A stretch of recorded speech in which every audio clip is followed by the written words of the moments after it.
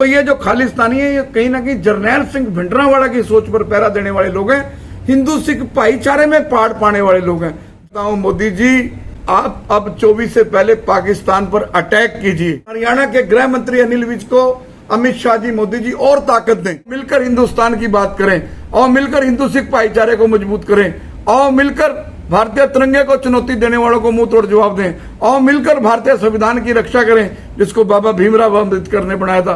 जिंदगी तो अपने दम पर दी जाती है, दूसरे के कंधे पर तो जनाजे जाया करते हैं। कनाडा का झंडा फूकेंगे कनाडा के दूतावास के ऊपर।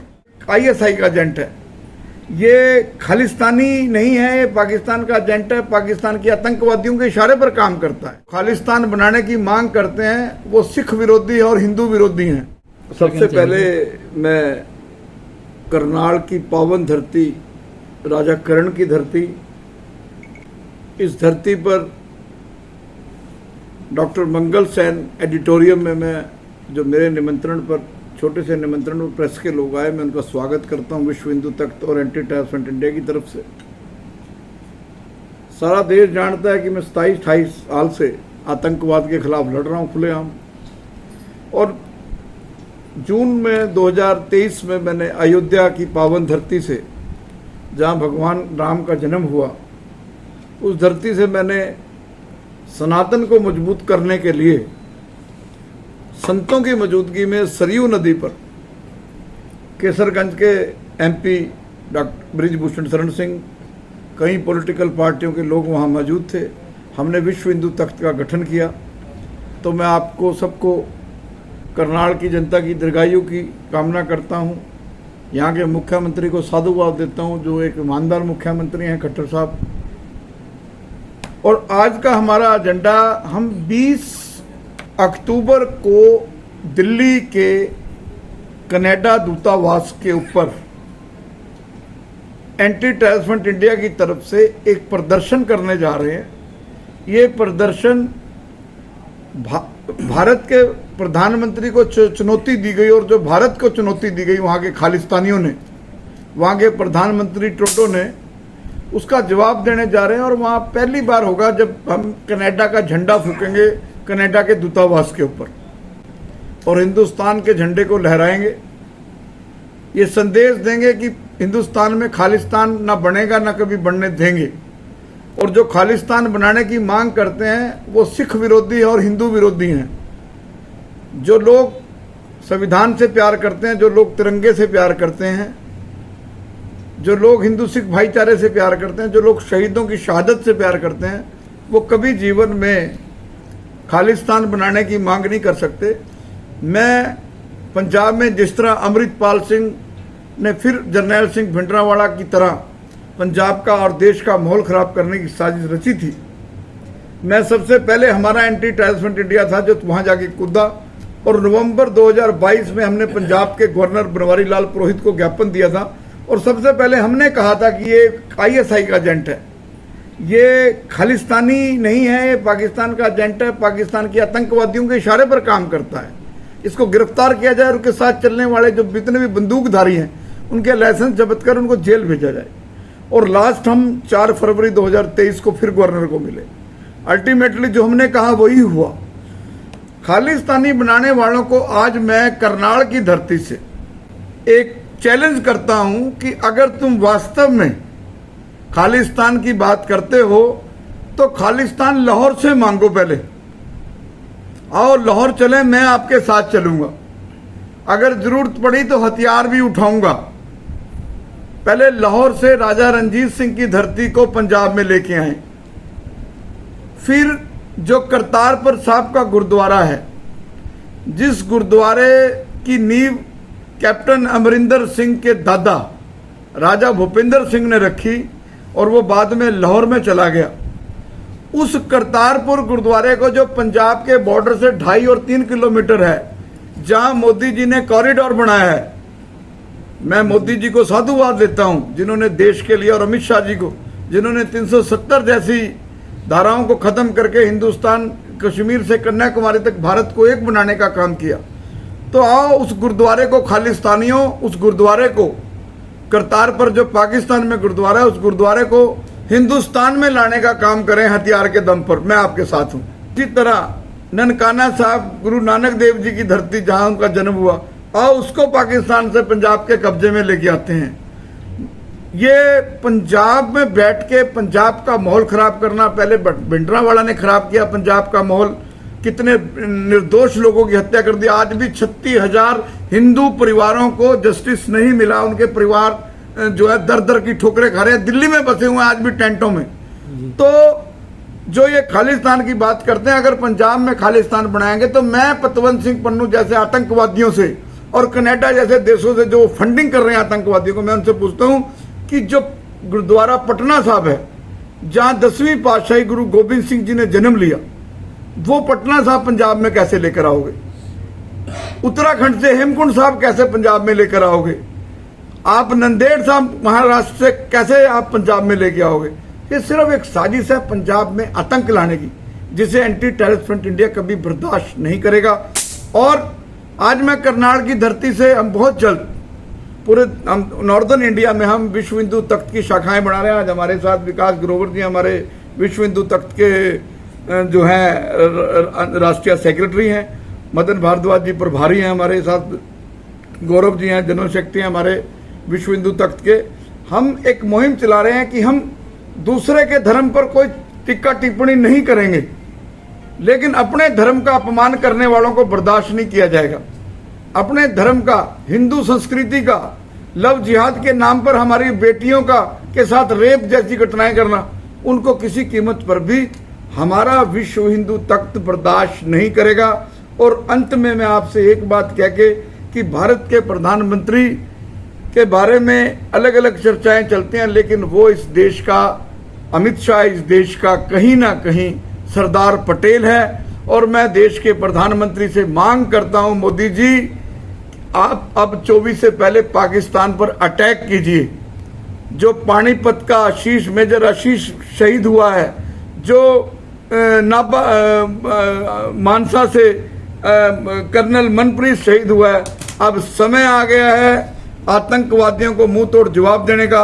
अब समय आ गया मोदी जी 26/11 के निर्दोषों की हत्या का बदला लेने का। लश्कर तैयबा जैसे आतंकवादी, हाफिज सईद जैसे आतंकवादियों को वापस जो हिंदुस्तान लाने का, जैसे अमेरिका ने किया, लादेन को पाकिस्तान में घुसकर मारा, जिसने पेंटागन पर हमला किया अमेरिका के, वैसे ही हमला अब पाकिस्तान में घुसकर करे भारतीय सेना। विश्व हिंदू तख्त और एंटी टेररिस्ट फ्रंट इंडिया सरकार के साथ सिविलियन भी हम साथ चलने के लिए तैयार है। रोज रोज मरने से अच्छा एक दिन अपनी शहादत दें। भगत सिंह ने कहा था जिंदगी तो अपने दम पर दी जाती है, दूसरे के कंधे पर तो जनाजे जाया करते हैं। तो मैं पार्लियामेंट अटैक का बदला लें, एयरबेस का बदला लें, उड़ी सेना के मुख्यालय का हमले का बदला लें, सीआरपीएफ के जवानों को आरडीएक्स लगा के उड़ाने का बदला लें। और जैसे खालिस्तानी हैं, जैसे आतंकवादी हैं, पाकिस्तानी आतंकवादी हैं, और जिन देशों में मैं मांग करता हूं आज विश्व हिंदू तख्त की तरफ से, जिन देशों में आतंकवादी बनाने की फैक्ट्रियां चल रही हैं, उन देशों में, चाहे वो फिलिस्तीन है, चाहे वो गाजा है, इन देशों में अपने बच्चों को हमारे सनातनी, हमारे हिंदुस्तानी ना भेजें, इनको प्रमोट ना करें, अपने देश में रहें, अपने देश की, भारत माता की रक्षा के लिए काम करें, अपने देश में काम करें। जो देश आतंकवादियों की फैक्ट्री चला रहे हैं, अब उनके खिलाफ देश को खड़ा होना होगा। और मोदी जी, हम आपसे मांग करते हैं कि हमारे 20 तारीख को जो हमारा प्रोग्राम है, इस प्रोग्राम के अंदर मैं करनाल के लोगों से आह्वान करता हूं कि 20 तारीख को हमारे साथ चलें और आओ खालिस्तान को मुंह तोड़ जवाब दें, क्योंकि ये खालिस्तानी नहीं है। जिस 10वें गुरु ने मुगलों के साथ लड़ते हुए अपना सब कुछ वार दिया, अपने 2 बच्चे चमकौर साहब मैदानों में शहीद करवा दिए और 2 सरहद की धरती पे दीवारों में चुनवा दिए, जिन गुरुओं ने मुगलों के साथ लड़ाई लड़ी, उन मुगलों के साथ, उन पाकिस्तानियों के साथ मिलके खालिस्तानी काम कर रहे हैं और देश को बर्बाद करना चाहते हैं। जो भारत के प्रधानमंत्री को पाकिस्तान के खिलाफ हमला बोलना चाहिए। और ट्रूडो जैसे आतंकवादी, मैं तो ट्रूडो को भी आतंकवादी कहूंगा, जो वहां भारत के खिलाफ फंडिंग करके हमारे देश की एकता और अखंडता को खंडित करना चाहता है। सर क्या लगता है, मतलब खालिस्तान की मांग करके क्या दर्शाना चाहते हैं ये लोग? खालिस्तान की मांग करके दहशत डालना चाहते हैं, खालिस्तान की मांग करके जो एंटी भारत हैं, जो देश भारत के खिलाफ हैं, सबसे बड़ा अहम रोल उसमें पाकिस्तान का है, कनाडा का है। जो लोग, जो देश हिंदुस्तान को ताकतवर होता देखना नहीं चाहते, जो देश चाहते हैं कि हिंदुस्तान में आतंक का माहौल बना रहे, ये जो खाली अमृतपाल सिंह भेजा गया, ये बड़ी साजिश करने के लिए भेजा गया। अगर ये तो मैं भगवंत मान को और अमित शाह को साधुवाद देता हूं। भगवंत मान ने अमित शाह के साथ मिलकर खून की एक बूंद नहीं धरती पर गिरने दी और अमृतपाल सिंह को पंजाब पुलिस ने गिरफ्तार किया। पंजाब पुलिस ने हमेशा बताया कि वो देश की एकता और अखंडता के लिए अपना लहू देने के लिए तैयार है।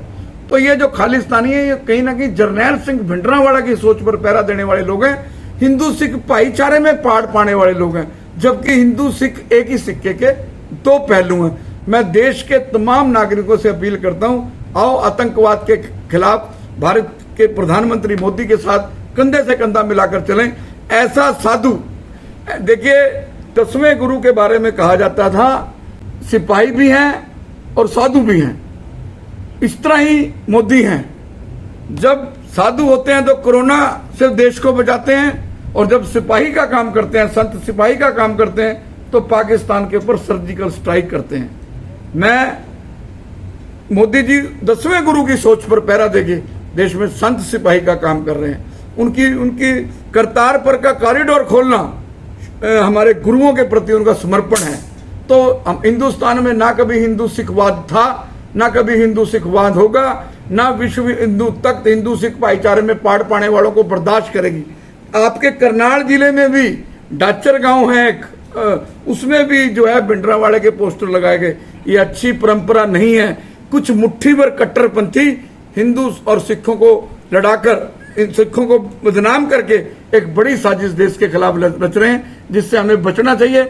और सिखों को मैं आह्वान करता हूं, आओ मिलकर आतंकवाद के खिलाफ लड़ें, आओ मिलकर हिंदुस्तान की बात करें, आओ मिलकर हिंदू सिख भाईचारे को मजबूत करें, आओ मिलकर भारतीय तिरंगे को चुनौती देने वालों को मुंह तोड़ जवाब दें, आओ मिलकर भारतीय संविधान की रक्षा करें जिसको बाबा भीमराव अम्बेडकर ने बनाया था, आओ मिलकर उन शहीदों की को श्रद्धांजलि दें, उन शहीदों को नमन करें जिन शहीदों की बदौलत आज हम हिंदुस्तान में आजादी की हवा का में सांस ले रहे हैं। सर, आप पाकिस्तान पर हमले की बात करें, लेकिन देश के अंदर देखा जाता है काफी ऐसे अपराधी हैं जिनके ऊपर, क्या उनके ऊपर नहीं हमला होना चाहिए?